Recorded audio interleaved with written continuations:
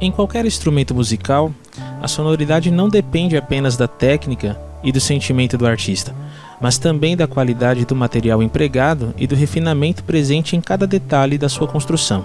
No canto, o instrumento a ser executado é o próprio corpo. Fazendo uma analogia, a saúde geral, física e psíquica, corresponde à qualidade do material empregado, à postura ao refinamento da sua construção. O processo de ensino-aprendizagem vocal deve estar vinculado desde o princípio à postura elaborada através dos exercícios pertinentes. Nem todos os exercícios são adequados para todos. Por isso, faz-se necessário um controle mais rigoroso, que, em casos mais delicados, precisa ser feito por um especialista. De qualquer forma, a regra geral é sempre a de ser gentil consigo mesmo, associando disciplina com paciência. Normalmente, os resultados de exercícios de postura demoram a se evidenciar. Isso é agravado pelo fato de que raramente as pessoas se submetem a realizá-los diariamente.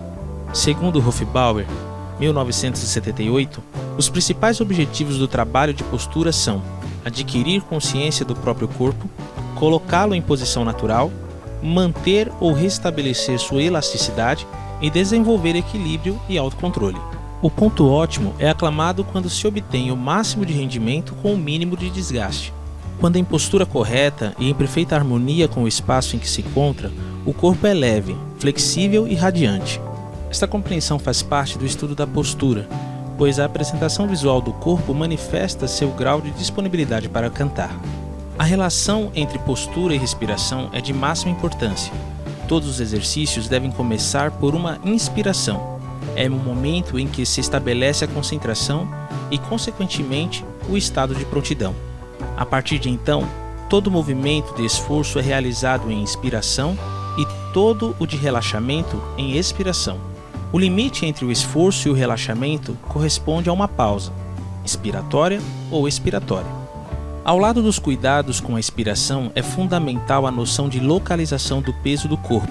Todo o corpo tem peso, e cada uma de suas partes pesa sobre as demais. Quando o corpo está fora do seu equilíbrio, esse peso causa desgastes. Quando o corpo está bem posicionado no espaço e sobre si próprio, esse peso é garantia de estabilidade. Existe um ponto ótimo entre a tensão e o relaxamento total, que faz com que o corpo se sustente e se movimente. Não existe sustentação ou movimento sem tensão.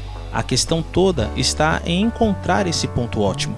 A finalidade dos exercícios posturais empregados no canto é precisamente esta, porém do ponto de vista estético e não terapêutico, o que implica dizer que se deve partir de um físico sadio. A ideia básica do trabalho com o próprio peso consiste em descarregar a resultante dos pesos parciais do corpo sobre um ponto de apoio como, por exemplo, os pés sobre o solo quando em pé ou os quadris sobre a cadeira e os pés sobre o solo quando sentado. Segundo Anderson, 1983, muitos dos problemas de postura, em particular os chamados problemas de coluna, são provocados pelo excesso de peso em torno do meio do corpo sobre músculos abdominais flácidos. O peso que não descarrega sobre um apoio externo a partir da firmeza abdominal acaba por forçar uma inclinação pélvica, que provoca dor e tensão na região lombar, o que, por sua vez, conduz ao desequilíbrio total do corpo.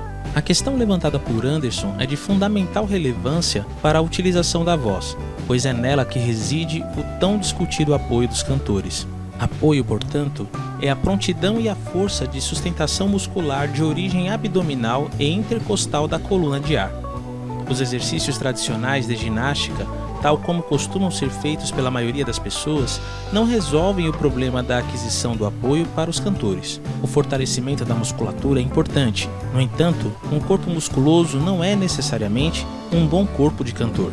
Este, muito antes, talvez até além de ser um corpo atlético, no sentido restrito do termo, precisa ser um corpo energético. Um corpo energético, segundo Samuels e Benet, 1977, reconhece e trabalha com diferença entre a força fluida que harmoniza o corpo com a natureza e a força desgastante que agride e oprime essa integração.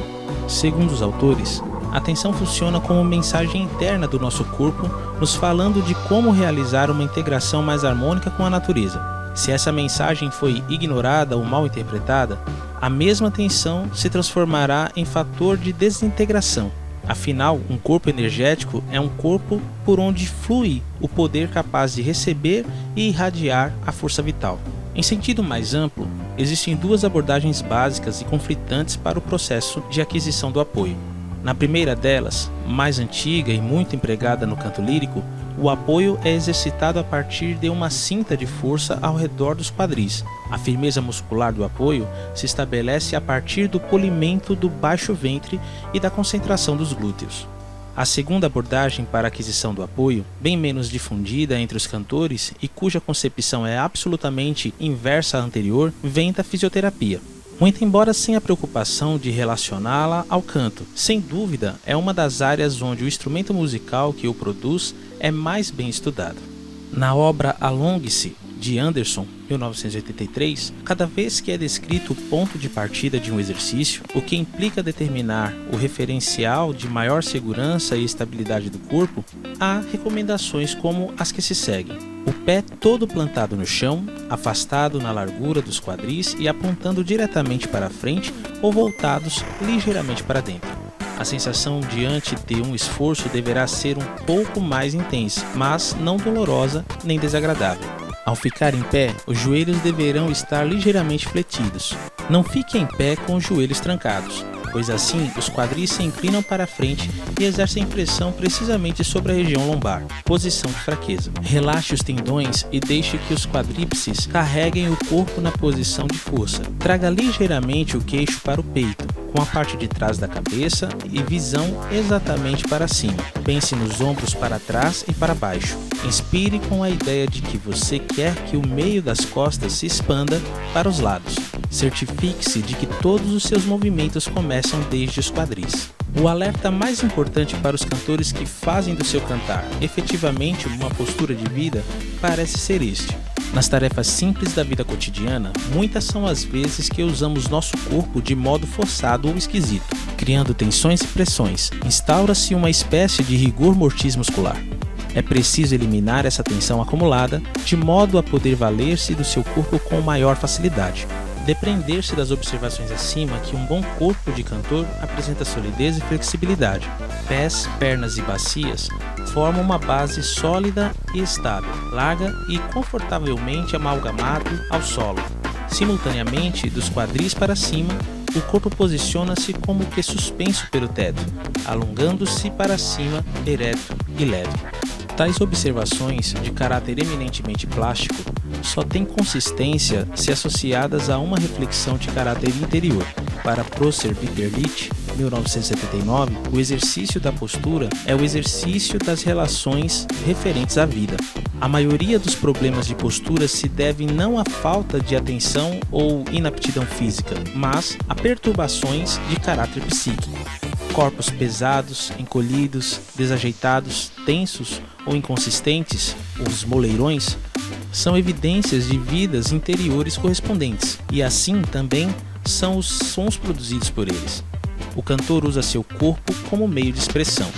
Ao enfrentar uma situação de palco assim, como durante os ensaios, é necessário assumir sua própria presença física em um determinado espaço, isto é, marcar presença de forma decidida. Isso só será possível se houver dedicação ao estudo específico, se a pessoa tiver segurança de como é e de como se apresenta. Neste sentido, uma sala ampla onde possa exercitar o deslocamento e um espelho grande onde possa observar-se nos detalhes do movimento são muito úteis. Mais úteis do que isso, porém, são uma autoavaliação crítica e permanente, assim como a disposição de enfrentar todas as situações da vida com autonomia e coragem.